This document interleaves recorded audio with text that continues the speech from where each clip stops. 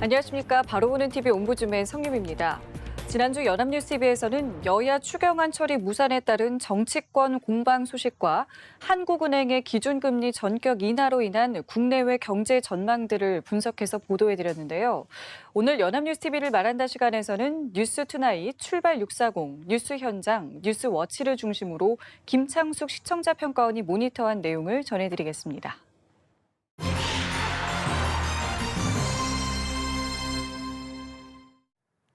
6월 임시국회 마지막 날인 7월 19일 정경두 국방장관 회의만을 놓고 여야 간 강경 대치가 이어지면서 결국 추경안 처리를 위한 본회의 개최가 무산되었습니다. 이날 여야 3당 원내대표는 하루 3번이나 만났지만 결국 입장차만 확인하고 헤어진 것으로 알려졌습니다. 이에 7월 19일 뉴스투나잇에서는 추경안 처리가 무산되었고 6월 임시국회가 빈손으로 종료됐다는 소식을 전했습니다. 민주당은 추경안부터 처리하자고 요구했지만 한국당과 바른미래당은 정경두 국방장관 회의만 연계로 맞섰다고 전했습니다. 이에 대해 나경원 자유한국당 원내대표는 국회가 당연히 해야 할 해임 건의안이나 국정조사에 대해 그냥 틀어막고 못하게 하겠다는 것은 국회를 무력화하겠다는 민주당의 입장이라고 주장했습니다. 문희상 국회의장이 두 차례 본회의를 열어 추경과 국방장관 해임 건의안을 처리하자는 중재안을 내놨지만 민주당이 난색을 표했다고 보도했습니다. 여야는 다만 예결특위에서 추경 심사를 심도 있게 지속하고 22일 외통위에서 일본 수출 규제 철회 촉구 결의안을 처리하자는데 의견을 모았다고 보도했습니다. 여야가 다시 협상 테이블에 마주 앉은 22일 출발 640에서는 기자 간담회를 연 민주당 이인영 원내대표가 한국당을 향해 작심 발언을 쏟아냈다고 보도했습니다.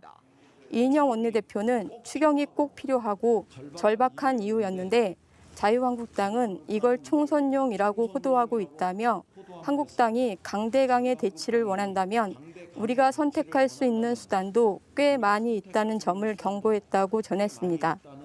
또한 한국당이 국방장관 해임안 표결과 군 경계 실패 국정조사를 7월 국회 소집의 조건으로 내세우는 건 추경을 볼모로 하는 정쟁일 뿐이라며 응하지 않겠다는 입장도 재확인했다고 전했습니다. 이에 한국당은 논평을 내고 민주당이 오직 정경두 국방장관을 지키려 방탄국회를 자처하며 울부짖는 민생을 외면하고 있다고 비판했다고 전했습니다. 그러면서 추경안 처리와 별도로 정 장관 해임 건의안 표결을 위해 두 차례 국회 본회의를 여는 투포인트 개최에 응할 것을 촉구했다고 보도했습니다. 바른미래당도 민주당이 정 장관 해임안과 국정조사를 거부하면서 6월 임시국회를 실패로 몰아갔다면서 태도 변화를 촉구하는 등 정경두 장관 해임안이 전국의 핵으로 떠오르고 있다고 분석했습니다.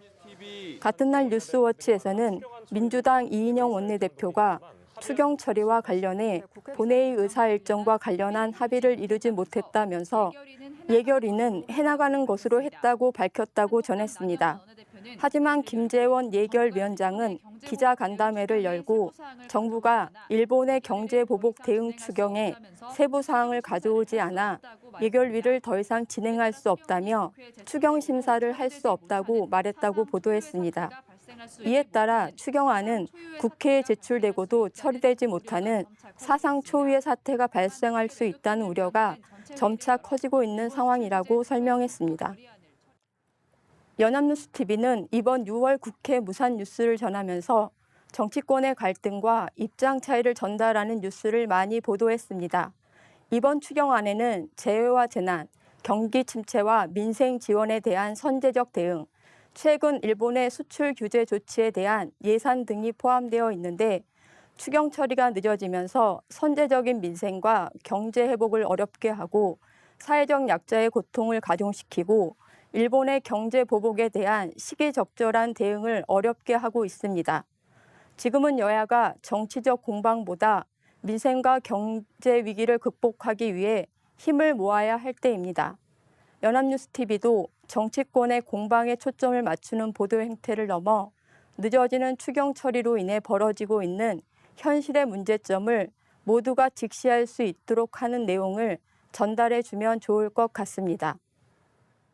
7월 18일 뉴스 현장에서는 한국은행이 이주열 총재 주재로 금융통화위원회를 열고 기준금리를 현재 연 1.75%에서 1.5%로 인하하기로 결정했다는 소식을 전했습니다. 이번 조치는 당초 미 연준이 이달 말 금리를 인하한 뒤인 다음 달 금리를 내릴 것이라는 전망을 깨고 선제적인 인하를 단행한 것으로 수출과 내수가 동반부진한 가운데 일본의 경제 보복 조치가 장기화될 경우 우리 경제에 부정적 영향을 줄 수 있다는 우려가 반영된 것이라고 전했습니다. 또한 한은은 올해 경제 성장률 전망치도 지난 4월 예측했던 2.5%에서 2.2%로 수정해 발표하였고 올해 소비자 물가 상승률 전망치도 1.1%에서 0.7%로 낮췄다고 보도했습니다. 7월 18일 뉴스워치에서는 김대호 경제학 박사와 함께 기준금리의 인하가 생활경제에 미치는 영향에 대해 짚어보는 시간을 가졌습니다. 김대호 박사는 이론적으로는 금리가 내려가면 기업들의 투자가 촉진되는 효과가 있지만 지금처럼 앞이 불투명한 상황에서는 금리가 인하돼도 기업들이 돈을 빌려다 투자를 더 하지 않으므로 이번 금리 인하로 인한 투자 증가는 한계가 있을 수 있다고 분석했습니다. 덧붙여 기업들의 투자 증가로 이어지기 위해서는 금리 인하와 함께 늘어나는 돈이 투자로 갈 수 있도록 하는 정부의 정책 조화가 필요한 시점이라고 말했습니다. 또한 2015년에는 금리 인하와 함께 부동산을 띄워서라도 경기를 활성화하고자 하는 정부가 각종 규제를 풀었기 때문에 부동산 급등으로 이어질 수 있었지만 지금은 정부가 투기 억제 정책, 부동산 안정화 대책을 계속 내놓고 있기 때문에 금리를 조금 내린다고 부동산 가격이 폭등하지는 않을 것으로 전망했습니다. 같은 날 뉴스메이커에서는 기준금리 인하가 주택시장에 미칠 영향력을 두고 이견이 있음을 전했습니다.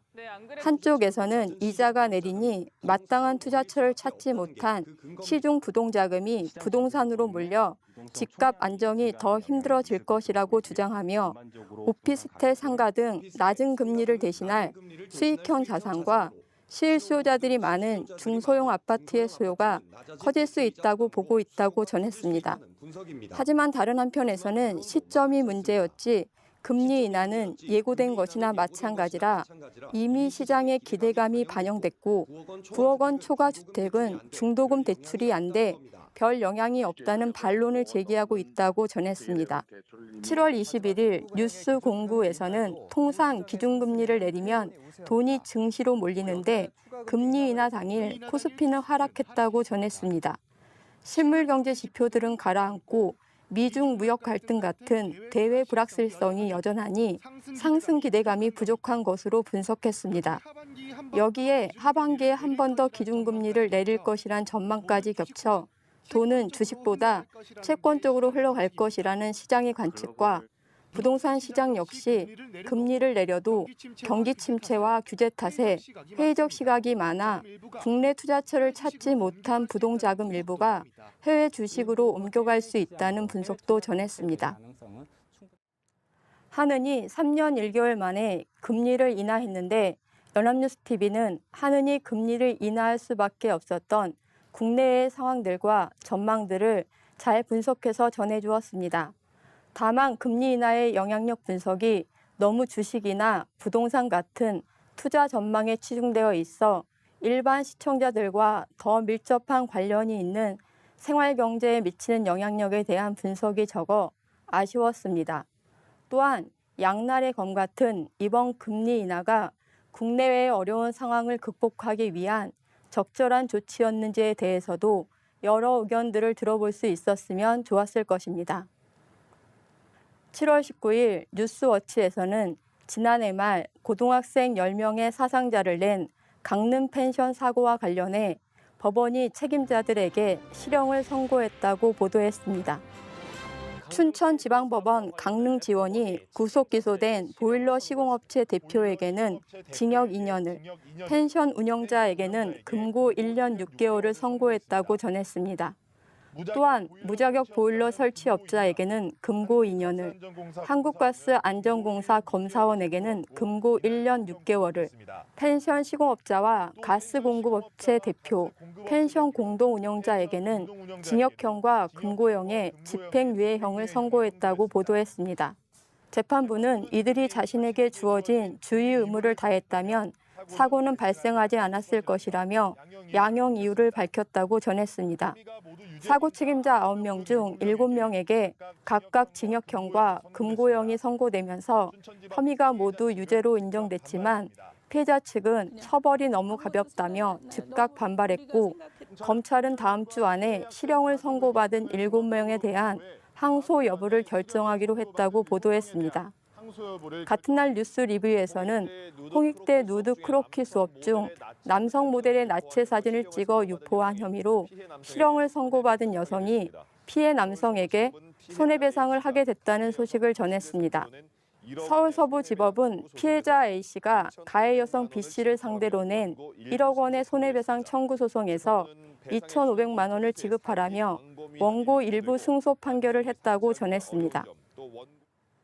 사건 사고의 경우 사건이 발생한 당시에는 언론의 주목을 받지만 처벌이 어떻게 되었는지까지 알려주는 후속 보도가 없는 경우가 많은데 이와 같은 후속 보도들은 시청자들의 궁금증을 해소하고 범죄에 대한 경각심을 높일 수 있다는 점에서 긍정적인 효과가 있다고 생각합니다.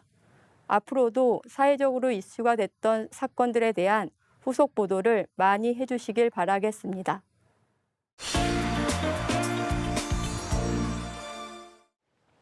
네, 이번 순서는 주말에 방영되는 제작 프로그램을 대학생의 시선으로 분석하고 평가한 내용을 들어보는 캠퍼스 TV 리포트 시간입니다. 이번 주는 서울여자대학교 도거동문학과의 오지윤 학생 나와 있습니다. 안녕하세요. 안녕하세요. 지난주에 어떤 프로그램 모니터하셨나요? 네, 저는 지난 21일 오전 9시 30분에 방영된 트렌드 지금 여기를 모니터했습니다. 트렌드 지금 여기는 젊은 감각의 아이템으로 트렌드를 보여주는 문화 프로그램인데요. 지난 방송에서는 더위에 지친 입맛도 살리고 삼복더위는 이기게 해주는 보양식들을 만나봤습니다. 그럼 자세한 모니터 내용 지금부터 전해드리겠습니다.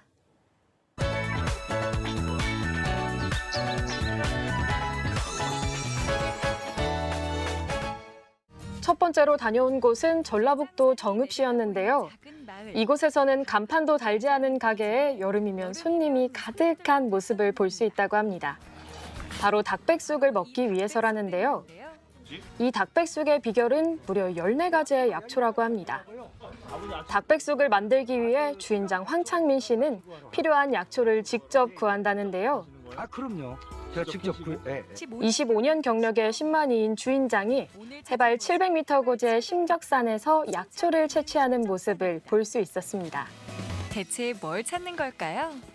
몸에 좋은 약초일수록 위험한 곳에 숨어 있는 경우가 많다는데요. 바위에 붙어 사는 겨우살이 약초라는 이력초 잎을 채취하기 위해 암벽 등반까지 불사하는 모습이었습니다. 백숙의 다음 주재료인 닭도 직접 키운다는데요. 항생제 없이 키운 토종 딸기라고 합니다. 채소. 직접 기른 닭에 직접 채취한 14가지 약초와 능이버섯까지 백숙 한 그릇에 담긴 정성을 느낄 수 있는 부분이었습니다. 황창민 씨는 시중에 중국산 약초가 많기 때문에 직접 채취하는 수고도 불사한다고 말했는데요. 그 정성 덕분인지 닭백숙을 먹는 손님들이 폭염은 물리치고 건강은 챙기는 것 같았습니다. 올여름은 아무것도 안 먹어도 돼요. 다음으로는 경상남도 고성군을 찾아갔는데요. 이곳에서 새벽 조업에 나선 배들을 볼 수 있었습니다. 야행성인 갯장어를 잡으러 해 뜨기 전에 나섰다고 합니다. 갯장어는 그물이 아닌 주낙으로 잡는다고 하는데요. 미끼는 갯장어가 좋아하는 고등어나 전갱이로 한다고 합니다. 과연 덥석물까요? 주낙으로 낚는 갯장어는 어부 두 사람의 호흡이 중요하다는데요. 번갈아 가며 미끼를 던지며 간격 조절이 필수라고 합니다. 낚싯바늘을 다 던지고 나면 첫 번째 미끼를 던진 곳으로 돌아간다는데요. 갯장어는 준학을 던지고 서너 시간 후부터 미끼를 물기 시작하기 때문이라고 합니다. 종종 먹장어도 잡힌다는데요. 먹장어는 등에 점이 있고 갯장어는 이빨이 날카롭다는 특성이 있다고 합니다. 먹장어와 다르게 이빨이 날카롭죠. 힘이 세고 까다로워 갯장어는 잡기가 어렵다고 하는데요. 하루에 30에서 40kg 정도 잡을 수 있다고 합니다. 여름 한철 맛볼 수 있는 갯장어를 먹기 위해 전국 각지에서 몰려든다는데요. 갯장어는 뼈도 많고 썰기도 힘든 데다 살이 떨어져 나갈 정도로 무는 힘이 강해 손질하기가 호락호락하지 않다고 합니다. 동의보감에도 허한 기운을 보해주는 식품으로 소개됐다는 장어는 옛날에는 약으로도 쓰였다고 합니다. 갯장어 전골을 만들기 위한 육수도 볼 수 있었는데요. 껍질과 뼈, 머리를 우려낸 육수에 각종 채소를 넣고 갯장어를 10초가량 익혀 먹는다고 합니다. 익혀주는데요. 갯장어 회도 별미라는데요. 쫄깃한 식감이 일품이라고 합니다. 거기에 갯장어를 기름을 둘러 살짝 구운 후 양념과 방이나물을 올려주면 삼복더위 물리칠 한상이 완성된다고 합니다.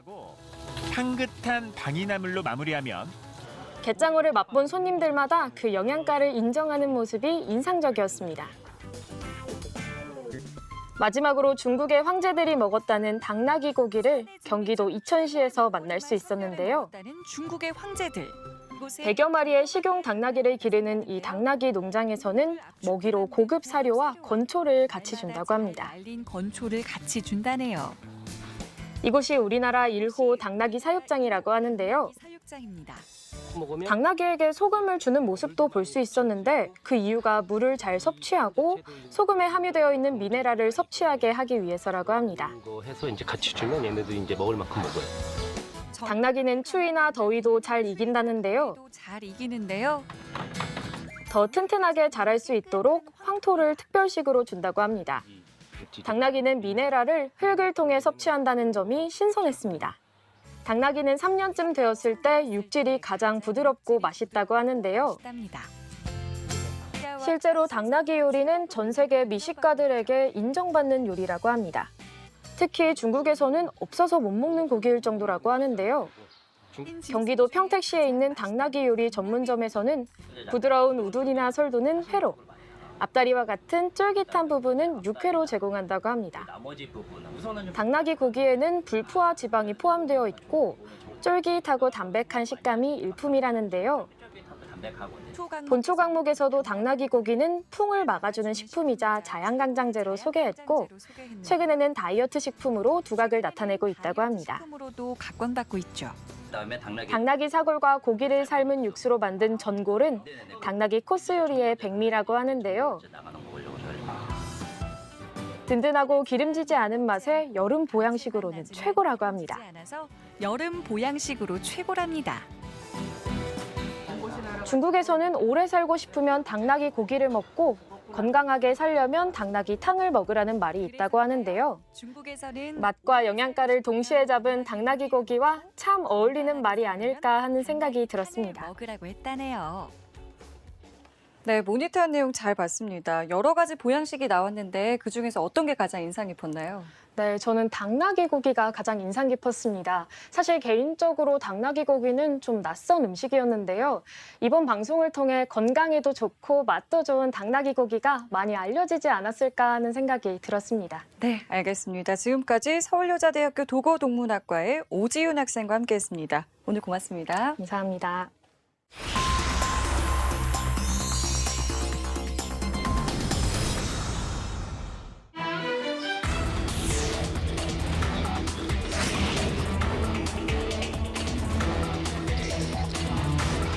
WTO members all knows that disrupting trade for political purposes has usually resulted in catastrophic consequences. It is about the measure taken on the basis of export control. That is why we believe that it is not an appropriate to be discussed in the WTO.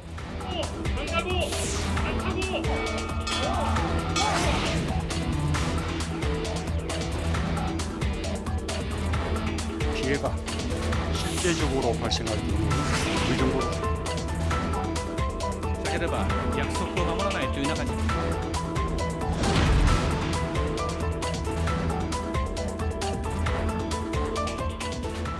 한일 간 역사 문제가 무역 문제로 번지며 한일 관계가 최악으로 치닫고 있습니다. 이달 초 일본이 반도체, 디스플레이 3대 핵심 소재의 한국 수출 제한 조치를 시행한 이후 양국 정부 간의 갈등을 넘어 상대국에 대한 양국 국민의 감정까지 심하게 악화하고 있는 상황인데요.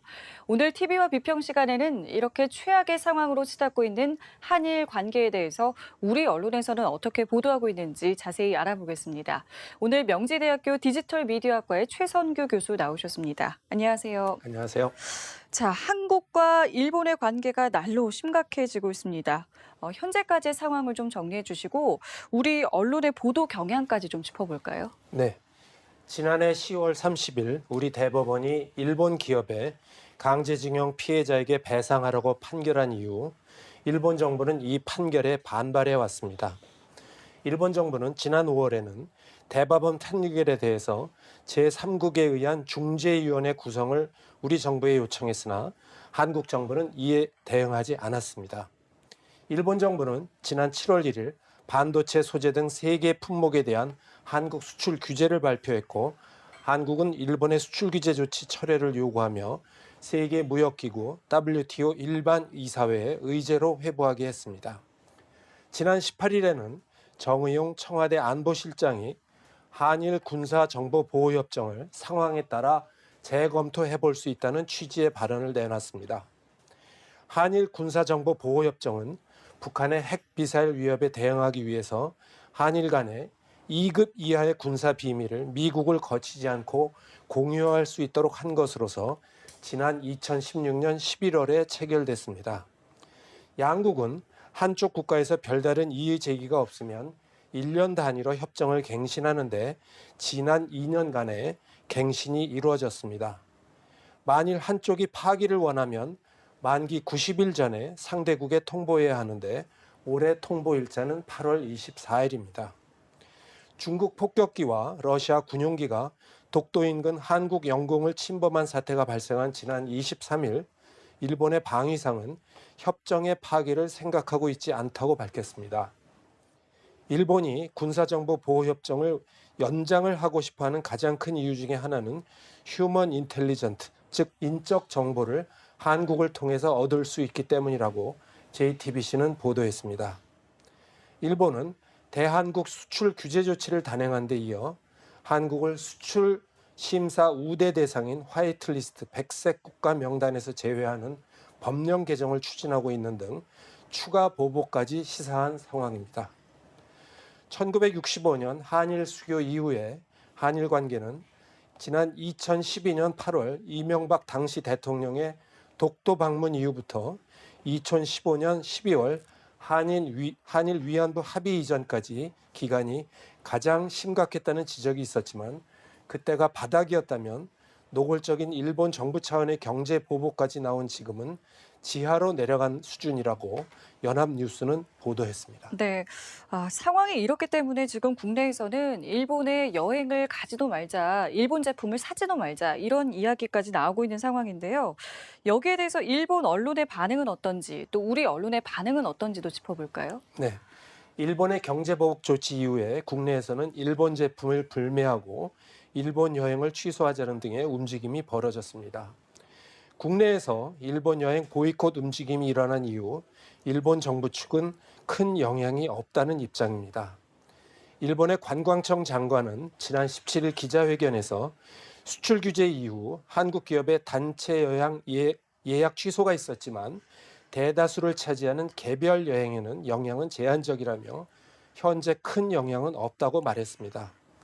그러나 한국인 관광객 비중이 높은 일본 지방의 소도시들을 중심으로 불매운동 효과가 나타나는 모양새입니다. 지난 22일 일본의 사가TV와 아사히 방송 등 현지 매체에 따르면 사가현의 지사는 지난 19일에 한국의 항공편 감소가 매우 크다면서 솔직히 어려운 상황이라고 밝혔다고 전했습니다. 사가현에 따르면 사가공항의 한국 항공편은 지난해보다 10% 가까이 탑승률이 하락한 상황입니다. 사가공항에 도착하는 한국 항공편의 90%는 한국인 승객입니다. 사가현처럼 일본 지방 소도시들은 한국 여행객의 수요 감소에 직격탄을 맞을 수 있다는 전망입니다. 조선일보는 지난 13일자 사설에서 우리가 흥분하면 일본의 의도에 말려들 수 있으니 냉정하고 차분하게 대처해야 한다면서 우리 사회에서 일본 제품 불매운동을 일으키려는 것도 득이 되지 못한다고 지적했습니다. 일본은 한국 정부와 한국민이 어떻게 나올 것이라는 것을 계산을 하고 있다면서 그 계산과 다르게 가야 한다고 주문했습니다. 중앙일보도 지난 15일자 일본의 경제전쟁 도발, 일본보다 더 생각해야 이긴다는 제목의 칼럼에서 일본의 무역보복은 잘못됐지만 이번 사태의 빌미는 분명히 우리가 제공했다며 만나서 급한 불부터 꺼야 한다고 주장했습니다. 반면 한겨레는 지난 21일자 기사에서 일본 여행의 예약의 70%, 일본 맥주의 매출의 30%가 하락하며 일본 불매운동의 효과가 가시화되고 있다고 보도했습니다. 네. 국제사회도 지금의 상황을 주목하고 있습니다.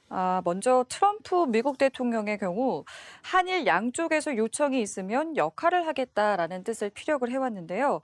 이러한 미국의 입장과 역할에 대해서 또 우리 언론은 어떻게 보도하고 있었습니까? 네. 한국 정부는 국제 무대에서 일본의 수출 규제가 내포한 문제점을 알리는 한편 일본과 긴밀한 관계에 있는 미국에도 손을 내밀었습니다. 김현종 청와대 국가안보실 2차장은 지난 11일 미국 워싱턴 DC를 방문해 미국 행정부 의회 인사들을 만나 일본 조치의 부당성을 설명했다며 미국 측 인사들은 예외 없이 이런 입장에 공감했다고 취재진에 밝혔습니다. 한편 미국 백악관 국가안보회의 볼턴 보좌관이 지난 23일 오후 1박 2일 일정으로 방한했습니다. 볼턴 보좌관은 방한 직전에는 일본을 먼저 방문해 고노다로 일본 외무상을 만나기도 했으며 교도통신은 일본 정부 관계자를 이용해 볼턴 보좌관과 고노 외무상은 한일 간 긴장에 대해서도 논의했다고 보도했습니다. 아울러 볼턴 보좌관의 이번 방한이 한일 군사정보보호협정 문제에 어떤 영향을 미칠지에도 관심이 쏠리고 있습니다. 미국은 한일 군사정보보호협정이 파기될 경우 한미일 안보 공조의 근간이 흔들릴 것을 우려하고 있다고 연합뉴스는 보도했습니다. 네. 양국의 갈등이 첨예하고 엄중한 만큼 우리 언론의 보도 내용 또한 중요할 것 같은데요. 어떤 보도 태도를 견제해야 한다고 보시는지요? 네.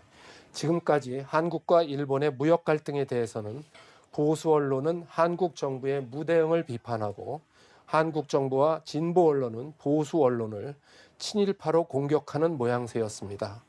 그런데 이와 다른 새로운 시각의 보도가 나왔습니다. 지난 24일자 경향신문은 일본의 한국 수출 규제에서 촉발된 일본 불매운동이 확산하면서 불매운동에 동참하지 않은 이들을 친일파로 규정해 공격 비난하는 사례가 늘어나고 있는데 여러 시민들은 이런 기류를 우려하고 있으며 사회 캠페인으로서의 불매운동과 개인에 대한 공격을 구분해야 한다는 전문가의 의견을 전했습니다. 또한 같은 날짜에 실린 서민의 어쩌면 칼럼은 정부가 이 문제 해결에 그다지 성의를 보이지 않는 것 같다는 점이 안타깝다면서 정부가 볼 때는 한일 간 전쟁에 들어가면 정권의 지지율이 오르는 데다 경제가 나쁜 것에 대한 책임을 일본에 전가할 수도 있으니 이번 사태가 꼭 불리한 것만은 아니겠지만 책임 있는 정부라면 이 경제전쟁이 일본보다 우리에게 더 큰 손해를 입힐 것이 확실하므로 정부가 협상에 나서야 한다고 주장했습니다. 언론은 한국, 일본 무역 갈등의 문제에 대해서 정파적 이익이 아니라 국민의 이익에 초점을 맞춰 보도를 해야 할 것입니다. 예, 알겠습니다. 지금까지 명지대학교 디지털미디어학과의 최선규 교수와 함께했습니다. 말씀 고맙습니다. 감사합니다. 네, 옴부즈맨 제작진은 시청자 여러분의 다양하고 소중한 의견을 기다립니다. 방송을 보고 느낀 소감을 연합뉴스TV 홈페이지 시청자 게시판이나 SNS로 보내주시기 바랍니다. 저희는 다음 주에 다시 찾아뵙겠습니다. 시청자 여러분 고맙습니다.